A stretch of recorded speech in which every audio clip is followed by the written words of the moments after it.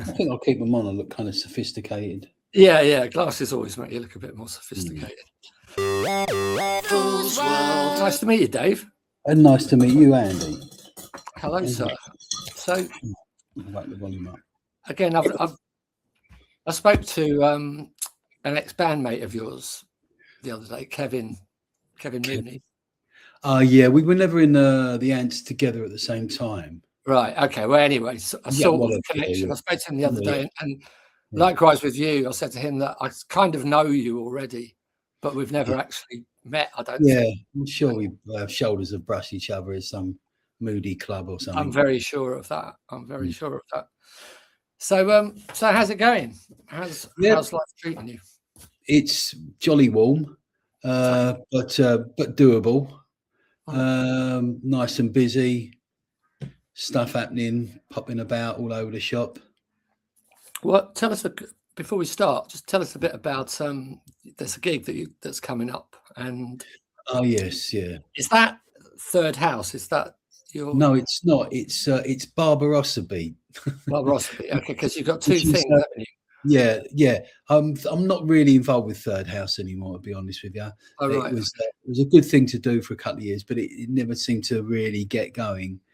And I had this situation, as I often do with bands I put together, that people say to me, well, I've only come to see you anyway, because I was lucky enough to be in those bands in the 80s or whatever. And so I decided beginning of this year that I'd make the decision of going it alone. Mm-hmm. And I love electronic music and playing with click tracks and sequencers and DJs and all the rest of it. So that's what I'm doing. I'm jamming with DJs live, playing all the beats and patterns that I enjoy doing. I've had a couple of gigs. I've got this one on the Sound of Suburbs on the 19th, isn't it? Yeah. Yeah, 19th. And then got one at Nambuka on, I think, the 2nd or the 3rd of July, opening for the Priscillas. Right. Oh, I know the Priscillas. Yeah, and then I've got this amazing gig up at Kendall Calling with that? Tim Burgess from the Charlotte. Yeah. And I'm recording a song with him up there as well. So that's great. A great opportunity. So it seems to have got legs. I mean, I'll send you a link to the song. That's really good. So what's the setup? I mean, so are you saying there's no band as such? I'm afraid so, yeah. It's just me on my drums with a DJ playing tunes, and I'm jamming along, yeah. Oh, great. Well, that's different. It is odd. It is odd not having a big superstar in front, taking it off me. But I imagine it goes down well at festivals, though. That's all. Yeah, it's good. It's a good dancey thing. I play really intensely. A lot of energy going in, all sorts of styles, bit of drum and bass, bit of tribal, bit of hip hop, bit of dub here and there, just layering it in and out of the songs as they come on. Right. Do you find you were saying about with the band, people, you put a band together, but people are actually just coming to see you because of your connection to that time period. Yeah. And I find that, as well. And it's like I find it a little bit annoying. So, you get a bit typecast. Yeah. And it's like, show a bit more of a fucking interest. You know what I mean? Yeah. I understand. Well, it's tougher for you than me because I can take my abilities to do. And I mean, I played for Republica. I played for Norman Cook, Fatboy Slim. Played with lots of different Rolling Gift. I played with lots of different people, but a very average session man I am. I'm not that brilliant at it. I don't have a love for playing. Busy for it. Yeah, but I did a really interesting thing last year ago. I was flown to Los Angeles by John Dwyer of the OCs, and I recorded a solo album with him called Chime Oblivion, which really sort of boosted my confidence because he's such a great artist himself, and he really believed in me, and it's very drum based. Right. So that's really helped as well. Great. And I was interested to hear that that you've written a novel. I mean, you've written a few, I think more than one novel, but Mudshots, I've got to read a little bit of, and I've written a book already, but I'm working on a new book at the moment, and so I'm just going to tell my girlfriend that she's on the radio. Suna, you shut your door. You're on the radio. And so I'm interested in other musicians that have started writing. There's a guy called Pete Haynes who used to play the drums for the Lurkers. Right? Remember the Lurkers? Yeah, I remember them. And he seems to me the most unlikely guy in the world to be a good writer. Not because I know him personally, but just the way he seemed. But then I had him on the podcast, and I read some of his work, and he's fucking brilliant. I mean, not just a half decent writer. Yeah. He's like really good. Well, that's really interesting. Yeah, I mean, I've not had the greatest education for one reason or another, but I've always been a voracious reader since I was a little kid. So it came quite naturally to write. And my first book, Mud Sharks, that you mentioned, it's sort of based in my childhood and school days and getting slung out of school and joining a punk rock group and all that sort of thing. It's a kind of a novel. It is a novel, but it's based on the true events of that part of my life. What percentage would that be? Oh, I mean, the incidents that happened to the character in it are all true. They did happen, but the sequence and what transpired from them is not a linear story. You know, it's made up. Yeah. Okay, and so it's loosely based on your life. Yeah. Does it tie up in any way at the end? I've not read the whole thing, but no, it's I've got a bit of a fantasy ending, but I've had loads of kids, and I'm a granddad, so there's a kind of thing in it. Yeah. Do you enjoy writing? Obviously. Oh, I love it. Yeah. It's not a chore for me. I mean, there's lots of people who've got a book in them, but the thought of sitting down and writing one, I mean, it takes me about 3. I mean, I've written a second one as well that's come out on a proper publishers, and it's called Mute. But I love doing them, but they do take about 3 years to do easily. Yeah. You know, it's not. Yeah, it really is, and you've really got to want to do it. It can't be a chore. I find that the actual process of writing, the kind of the desire to get the perfect sentence in the perfect paragraph becomes a bit obsessive, and so it takes much longer than just chucking it all down. And I mean, I got some great advice from people like Kathy Unsworth and stuff like that. You know, just write it all down first of all. Don't edit. Don't micromanage it. What you're doing, just get it all down, and then go back and edit and shape it. You know, but if you start editing early, you'll never get anywhere because you keep wondering whether it's a full stop or a comma. That's true. I've got a bit of a habit of doing that. I'm trying not to do that this time, but as I said, it's almost like an obsession. If I just see, even if it's not my sentence, if it's someone else's, I'll think of a better way that it could be struck. It's almost like a fucking mental thing. Oh, it is massively mental, yeah. So do you prefer, would you say you prefer writing to drumming, or how would you put that? No, I think they're both parts of the same sort of self-expression that's in me, I guess. Obviously, drumming, I'm a bit slightly better drummer than I am a writer. I'll have to admit that. I mean, I'd starve to death as a writer, but I do love doing it. It is a passion. I want to know. It's cheating, but I want to know what the fantasy ending is. Oh no! Is this going to be broadcast? Yeah. The fantasy ending. Yeah. Well, that'd be a spoiler. I want people to buy the book. Okay, well, let me put it another way then. Go on then. When you were thinking of an ending, yes, for it, and you decided to go for a fantasy ending, did you find that easy to do, or is it? Because I find it a little bit difficult because I was trying to write about a real event that happened years ago, and it's quite a serious subject, and sort of Palestinian terrorists involved and all sorts of shit, and all this story really happened. But then I didn't, because the story fizzled out at the end, and then nothing happened. I thought, okay, I'll put a fantasy ending, and I tried doing that, and I just kept thinking, this is pretentious. Yeah. Well, the thing is, it sounds like you're locked in the actual factual thing that happened. I mean, it was a struggle. It took a long time to use the negative events in my life, just use them as a tool to create a story. I had to cut the emotion out And even though you're writing about emotional stuff, use it as a device to put a story together. So my fantasy ending is a way of tying up the book nice and neat, beginning, middle, and end. Right. But that on my attitude is I want to write a novel. I don't want to write a biography. Right. I don't want, you know what I mean? So why is that? Well, because I want to be a writer when I grow up. Yeah, I know, but I mean, there are some amazing autobiographies, really well written. Yeah, I'm not an autobiography man. I like to move forward. People know I was in this band and that band, and he got chucked out, and this one happened, and this. People know all of that. I know. Yeah, I know, but I mean, what I mean is some autobiographies are not so much the nitty gritty of being in a band. It's more about the person's life and the events that happen to them outside. Well, yeah. I mean, you can. I think it sounds a bit pretentious to say, but I think I could say more about my life and the times, that you and I knew back then, more in a novel than I could just writing a chronological list of events.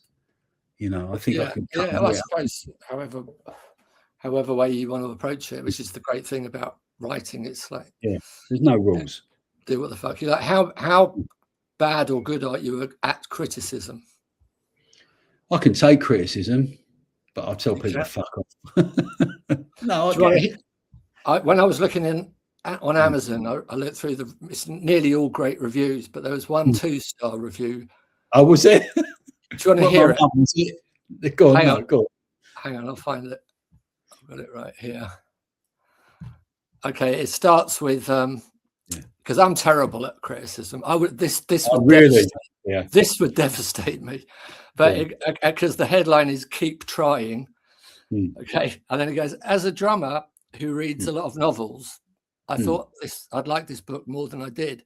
A lot of first-time novelists haven't quite got control of their style, and it can veer between overwritten with too many adjectives and underplotted. That being the hardest part to me. That's how Mudshark seemed sometimes. Sometimes it was hard to understand what was going on because of rough connections between scenes and jumping around to different ages, but not really making it clear. A few times I thought, hey, where are we now? And had to go backtracking. There were some good turns of phrase and a lot of atmosphere and references to culture of the time it was set in that had the ring of truth. But as a story, it felt disjointed to me and I lost interest. It seemed more like abstract memoir than a novel. Like drumming, having a bit of talent for writing isn't enough by itself. I'd go and find out where the guy lived after that. No, I'll be honest with you. He's go on in. I'll just get to the end. I'm nearly at the end. Except for the very uncommon cases, it requires years of practice and hours by yourself. So reading this was a bit like seeing a high-level amateur musician perform. Not half bad effort, but not there yet either. I would maybe check his next book if he writes another one. There you go. I think, you know what, Andy? I think that's fair enough. It was written with a lot of passion and a lot of energy, but it is a little bit amateurish. It's the first thing I've ever done. Like I said, I was asked to leave school at 14. I never sat an exam. Same here. So I'm not steeped in a formal literary education. So it does come over slightly overwritten and a bit disjointed, but it is a passionate effort. And as you said, it's the one negative review out of a lot of others. So I'm all right with it. That's what I did then. That's fair enough. I think probably do that. It sounds like that guy sort of knew a bit what he was talking about with writing. Yeah, indeed. Like just a complete idiot. Actually, there's people writers and publishers and editors that I've spoken to as I've gone on, that have said very similar things, but maybe a little more kindly. But I accept it, mate. Yeah, I suppose. I mean, you've got to, haven't you? Have you ever seen that episode of Mighty Boosh where Howard Moon, one of the characters, wants to be a novelist, but he just can't take criticism, and so he goes to see a kind of shrink about it, and the shrink gives him a picture of a little fluffy kitten. He says, whenever someone offers some criticism, whenever they say it was really great, but immediately look at the fucking picture, and then he loses it, and it all goes wrong. Kills the kitten. Well, he kills the guy critiquing him. But yeah, so that's interesting though. So are you working on anything else at the moment? Well, like I said, I've I've done the second book, Mute, which is out there. You can get it, the usual places. I've got this thing, Barbarossa Beat, where I'm playing with DJs and collaborating. I've done one with Simon Law from Soul to Soul, a track with him, which is an amazing brass, funky, jazzy thing. Some more kind of rock-based stuff. I've got some really interesting collaborators on the line, and it's just set me free because, I've got that style, that trick that I've got that's been bequeathed to me, and if I join a band and use it, I end up serving the song and getting cut into the arrangement and playing conventionally, even though there's some interesting beats. With this, I can lead. It's what Malcolm McLaren said to me. He said, "You can lead a band from the drums, mate." Were you always that sort of drummer? I mean, were you ever a straight ahead kind of? Well, yeah, I think in the Ants, I was a pretty straight ahead drummer. Then I got a bit more experimental, only because I was encouraged. Adam really liked what I did and told me to go out on out on the edge. And so did Malcolm, and so did this guy from the OCs, John Dwyer. I mean, they all pushed me to be myself. I mean, I played for Roland Gift for years, really straight, conventional, conservative, traditional arrangements, traditional drumming, Same with a few other people I've played for, for sort of money. So I can do it. But in my one life, I want to do what I want to do. Do you know Ben Barsons? Oh, from Madness? Yeah, the bass player brother. Yeah. I mean, we toured. I toured with him in Japan. Yeah, it was a lot. That's what I thought, yeah. So I wanted to ask about, before I forget, about the Chiefs of Relief, because I remember back in those days when everything like punk had finished and loads of different bands were popping up, but mainly sort of drugs had kind of flooded into the arena, and we were, and I was sort of dabbling at the time, and I kept hearing stories through friends of mine that knew connections of yours, and I'd hear stories of the people around you, and it was like just mirrored what was going on. How was that a crazy time for you? It was kind of a tragic time, really, because Chiefs of Relief were born out of Bow Wow disintegrating. We were stuck out on the road by all these thieving lawyers and accountants, and just ran into the ground in America, touring. And everybody got ill and ended up in hospital. Matthew, unfortunately, got contracted diabetes, or it brought it on. And so the band disintegrated. It was Matthew that I heard more about rather than. Well, yeah, coming to that. And then he got into some really bad places, which eventually ran him down and weakened him. Yeah, he got into that. And that's why I was only in Chiefs of Relief for a few weeks, because I just couldn't stand the lifestyle of what was going on in there, and the people, what they were up to. And so. Did you know a drummer called Nigel Preston at the time? No, I didn't know. All right. Okay, he played with the Cult originally. Oh yeah, great. I love the sound of that. They're great. So with Bow Wow Wow, what was that like? Was it? I mean, I was 15 when I started Melita, so it doesn't seem that strange to me to have a 15-year-old in the band. But how was that for you? Yeah, I mean, when Malcolm siphoned us off from Adam, we thought we'd get in your regular kind of guy with the, with the tattoos and a rock and roll singer, and we'd have this sound and all that. But Malcolm saw it completely different, and he dumped this girl on us, and we just had to sink or swim and make it work with her. She was incredibly tenacious, and as soon as she opened her mouth and started moving and we were playing, we kind of knew that she was the one. Yeah, she had good charisma, as they say. Oh yeah, energy and a kind of real fighting spirit, and you had to fight with us behind them, because we played really hard and fast. You must have been at that. I saw this. There's this really funny clip when B.A. Robertson, remember him? Yes. That TV interviewer. Yeah. Stupid, cheesy guy. And Bow Wow Wow were on. And then he interviewed Annabella afterwards. Yeah. And he would have got short shrift.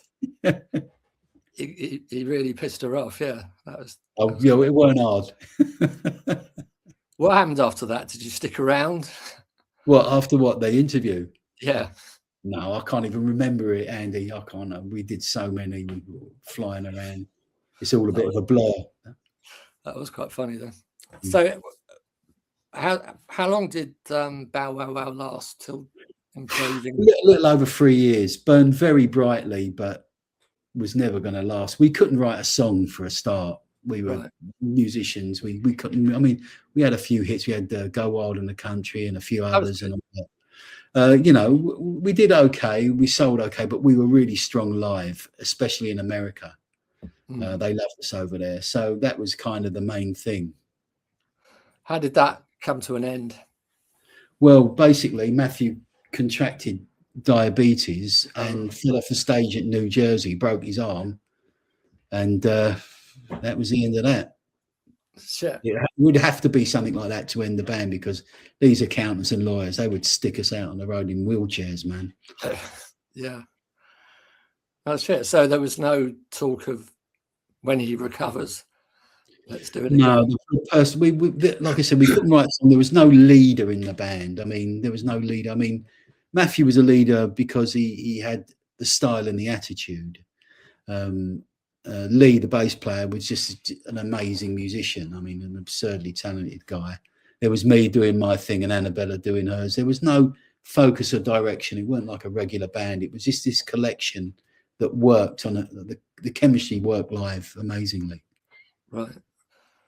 So how long was Malcolm involved in that? Well, he siphoned us off from Adam at the start, and then he found Annabella, and he was involved. I think the first 1 or 2 albums, I don't even know how many albums there were now, but he was heavily into the lyrics and the styling with Vivian and all over it. And then I think what happened was we got this hit, I Want Candy, that we recorded in America. And then we realized, and we were doing these big shows in America playing these songs, and we realized, blimey, we don't need, somebody guiding us. We can do it ourselves. We're a real band now. And I think Malcolm sensed that. And if Malcolm can't control the situation and put his personality on it, he's not interested. And so that was that. Yeah, I suppose that's why doing his solo thing was so ideal for him, because he was absolutely control of it. Yeah. What did you? I mean, I found that surprising when the manager of the Sex Pistols is now a solo performer. Well, he didn't find it surprising. He didn't have rules. He didn't obey convention. He was a brain the size of a planet, super creative, really, really difficult guy. Sometimes could be very cruel and hurtful. But I was always a favourite, so I got on all right. Right. But he did very well, didn't he? I mean, unbelievably well. When he yeah. Oh, I mean, I'm sure he did. I mean, I can't remember it. Well, I mean, just the amount of hits. Yeah. It just seems so unlikely to me for a manager of a band to suddenly, Well, he one of his big sayings was surround yourself with expertise. So when he did it, he got the best people around him to make himself sound good, and he was good, yeah. How much influence did he have on the Ants at the beginning? None at all. I mean, that's why he took the Ants away from Adam, because Adam had his own vision. He had his own image. He created himself, his own persona. He didn't need anyone telling him who Adam Ant was. And so Malcolm was kind of redundant with Adam, Is it true? Is there any truth to him giving the idea for the look and the tribal beats? Yeah, I mean, that's what happened. We all worked together, Adam and the Ants or whatever it is, and we'd record the music. Malcolm would give Adam books on that fashion stuff and pirates and all that, and then we'd come together and we'd make music. And in the end, Malcolm convinced us that Adam wasn't really happening, and he wasn't because he was still so Adam, and a multi-millionaire, brilliant pop star that he is. There's nothing wrong with that, but we were evolving and changing, and I didn't want to. He kept the pirate thing going for a while, didn't he? Yeah, and good luck to him. Yeah, Jim Ladd. So that I think Dirk Wears White Socks is the best Adam and the Ants album. I think it's got some great songs on it. Yeah, it was a very special thing to do. It was a culmination of like 4 years, you know, in the punk rock scene. Yeah, it was really good. If you could be yourself redoing that now, or if you could give yourself some advice at that time, what do you think you might say? What, playing on that record? Yeah.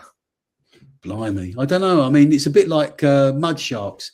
It's a bit innocent, a bit overplaying, a little bit too earnest, you know, but uninhibited and passionate. So no, it'll stand the test of time. That's all right. I'm cool with it. Would you, if you could give yourself some advice from back then, if you could appear to your younger self, what 3 things might you say to him? You've got the opportunity to do it. Tell him 3 things. That's a big question, man. That's a big question. They would probably all be on the personal side with women and kids and property and stuff like that, but not anything in my career, because I always follow my heart when I play and create. So I can't do anything about that. So sensible kind of stuff, really. Yeah. When you were, you're from Hackney, is that right? I am, yeah. Yeah. So when you were growing up and listening to music before you got involved with Adam and the whole punk thing, what were you listening to? Well, same as everyone else. I mean, there was a lot of reggae and soul in Hackney and Enfield where I grew up, right. But mainly, you know, charts, you know, Bowie, glam, Roxy, The Sweet, and then sort of harder rock, the Zeppelin stuff and Free, but always into soul and that, you know, Marvin Gaye and James Brown. I like a bit of everything and everywhere. My dad played a lot of Latin American music, so I grew up listening to that beat all the time. So I think that must influence me. A bit of Sweet and a bit of Latin American, and there you got me. Yeah, I had a strange, because I got into the same things, glam rock and all of that. Yeah. But my dad was Egyptian, and so I'd be hearing some kind of songs that I was really used to from a kid that he'd been playing. That's interesting. I found, you know, I still like a lot of Arabic music. Yeah, well, it's a brilliant beat. Your dad was from Mauritania, is that right? No, Mauritius. Mauritius, right? Yeah, it's an island off Kenya in the Indian Ocean. And is that predominantly Muslim? No, it's my dad was Catholic. Right. I think it's like it's a bit like Iceland in the respect there's no indigenous population there. So I think that my dad's people would have been brought in by the British or the French to do sugar, you know, sort of practically slaves, you know, on the sugar plantations. As the Icelanders were by the Danish, took all the Irish and the Scots to work for them in Iceland. So it goes on. Right. Have you ever been to Mauritius? Mauritius? No. All my brothers and sisters, I don't really have a great desire to go. I should go, land of my fathers, but I know one gorgeous beach is much like another, isn't it, really? Yeah, I suppose. It does sound like a beautiful place. I've always thought. Yeah, it absolutely is. It absolutely is. I don't know. But as you say, a lot of places like that are, you know, there's some beautiful beaches and stuff like that. But the beautiful beaches weren't always the things that interested me in places. No, like exactly. That.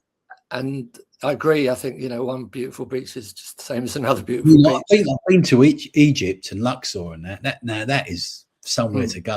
That is brilliant. Fantastic. That's quite amazing. Yeah. Did you stay independently of one of the resorts? Well, no, I went with my second wife. We went early on and we stayed in a hotel in Luxor, and we went to the Valley of the Kings and the Nile and the amazing temples and the historical. I mean, that was a mind-blowing holiday. I'll never forget that. Really, you know, not a sandy with a palm tree in it, that's for sure. It's once you actually see the pyramids and that, it's just like fucking hell, you know. Yeah, and to think that you know, that they were built way back then, which raises all sorts of other questions of how Oh, they here did we go. Here we go. Do you have a theory on that then? You sound like no, I ain't going there. I reckon they all got it from B&Q. Go on. So after Bow Wow Wow split, what was the next thing after that? After that, I was cabbing, working on building sites and doing market research for a few years because we couldn't get any money. We couldn't get our money out of the American record company because it was all tied up and that. And then I got working with Norman Cook in Beats International. I became the drummer in that for a few years. Oh, right. I didn't. I just watched that on YouTube the other day. That's such a great track. Yeah, that'd be good to me. Yeah, brilliant. That'd be good to me. What happened to that singer? Well, she was great. Lindy Layton. Right. Lindy Layton. Yeah, she's a really great DJ. She works Southwest London where I am. So yeah, she's great. Great girl. That was a very cool band. Yeah. That was when I first got into playing with an electronic co because he had two DJs and we toured Africa and we toured all over Europe playing live, and I would be the drummer in between the two decks and there would be rappers and Lindy, and that's how I got locked into that groove. Right. What was Norman like to work with? Yeah. I mean, he's a very driven professional guy. Yeah. He's got a lot of ideas, hasn't he? Yeah. He's lasted. Do you ever keep in touch? No. It's a long time ago, isn't it? Yeah, I suppose. Although, it sounds like what you're doing and what he's into would be quite a good. Yeah, well, reach out. Yeah. Well, maybe not. I mean, he's a superstar, isn't he? It's funny, all these people I work with end up being superstars. Yeah, that's weird. I've got so many friends that have become big rock stars, and it is a weird dynamic then, isn't it? Because it always seems like you're the needy little younger brother sort of thing. And I can't complain. No, you've done all right. So going after Beats International, were you in Republica? Is that right? Yeah, Republica. We did a lot of touring in America. That was a laugh. Very good party animals, those boys, and did that for a while. And then after that, I did Chicane, which was a Ibiza house band, playing the drums for them. I think it was them. Oh, what else? And some other. I like to say I've been kicked out of some pretty good bands, but I can't remember all of them. Are you involved in the reformed Republica? No. But I mean, I've seen a couple of guys on and off over time. Right. Was there a culture shock in working with Republica in the 90s? If you compare that to the beginnings? Yeah, there was. That's a really good question. I mean, it was quite a tough gig because I had to play to the click track every night, and that was a really hard discipline. It's the first time I'd done that, tour in America, big shows, and having the digital metronome going on my head and playing the arrangements.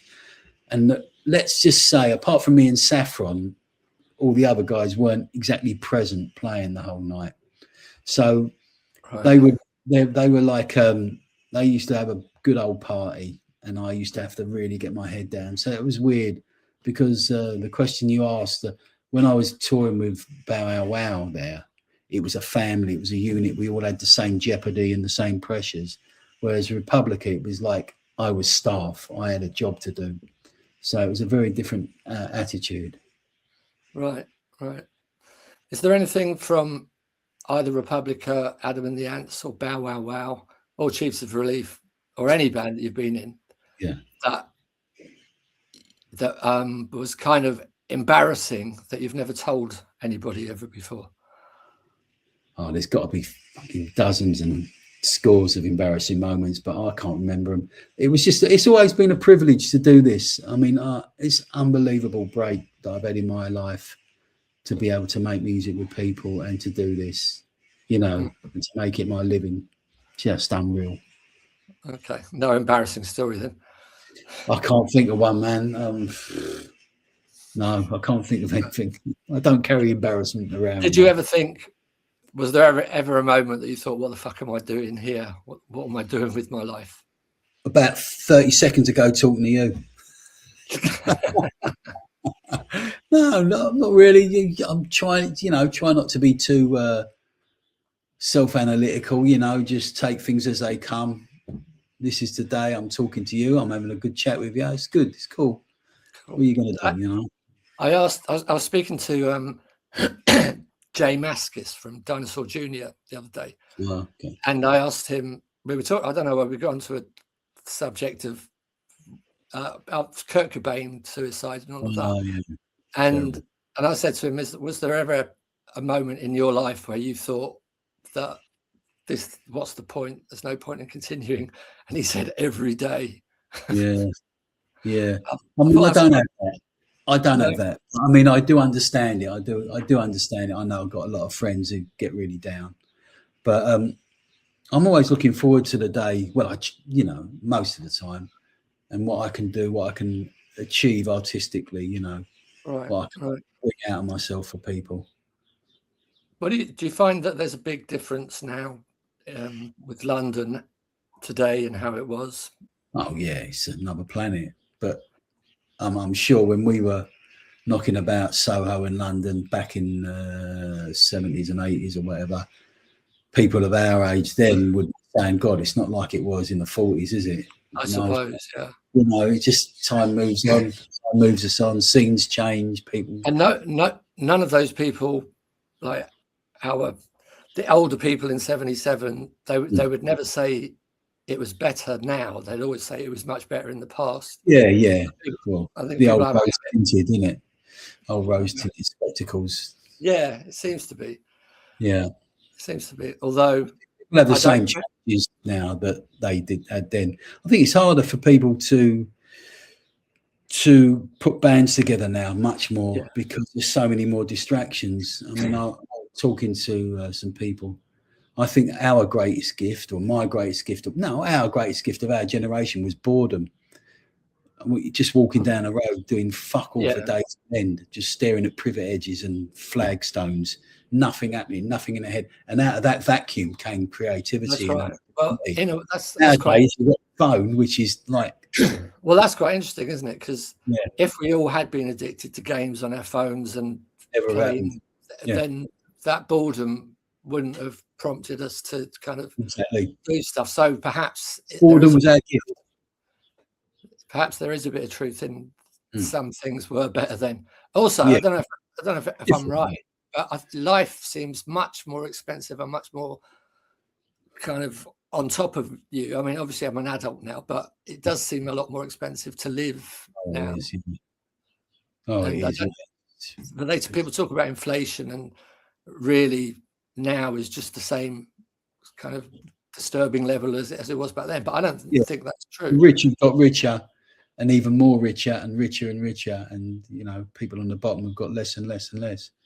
It's the great iniquity, but I mean that's humanity for you. I guess it is. Yeah. You want another pint then? Yeah. Where do you think it's all going? Sorry? Where do you think it's all going? That's a big question. I mean, I can only try and, it sounds a bit hippified, but do the best I can, be the best bloke I can, and just bring that little bit of goodness in the world, because there's a lot of evil fuckers out there, as we know, Yeah, I think that's a lot of sense in that. I think you can only control what you do and your immediate environment, and so there's no point too much in railing against what other people are doing over there or over there. And just set the example yourself, and hopefully that percolates out. That's it, yeah.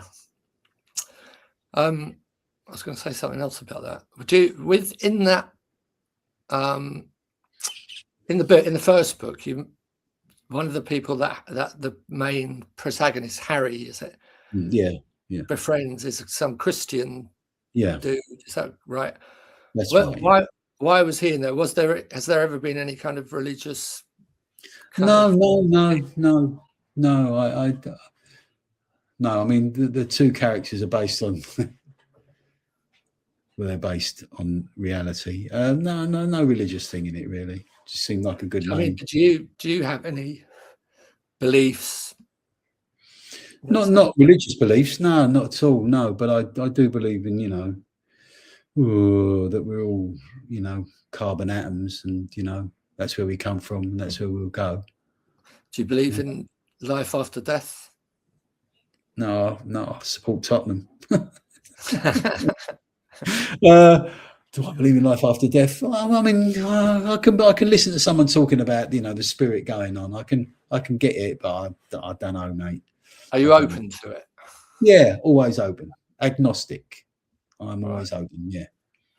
I think that's the best way to be, isn't it? Yeah.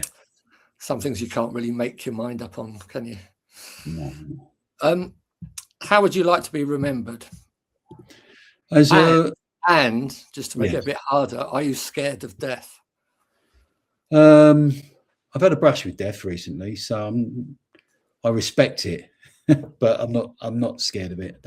And I'd like to be remembered as a good dad. What was the brush with death? If you don't want to talk about it, I'm not saying it on air. Yeah. But you seem very emphatic in not being scared of death, which is. Well, I mean, fucking hell, the great unknown. Everyone's scared of the unknown, but none of us are getting out here alive, are we? So, yeah, that's just a fact of death. If you had to choose between drowning, a house fire, or a fall from a great height, which one would you choose? Drowning. They say that drowning is quite calming after a while. Yeah, I think I'll go with it as long as it's like a really nice pale ale. Yeah. Better than being burnt to death, I reckon. Oh, fuck that, man. If you could time travel, where would you go? Oh, in the future. You're in the future? Yeah, 100 years into the future, yeah.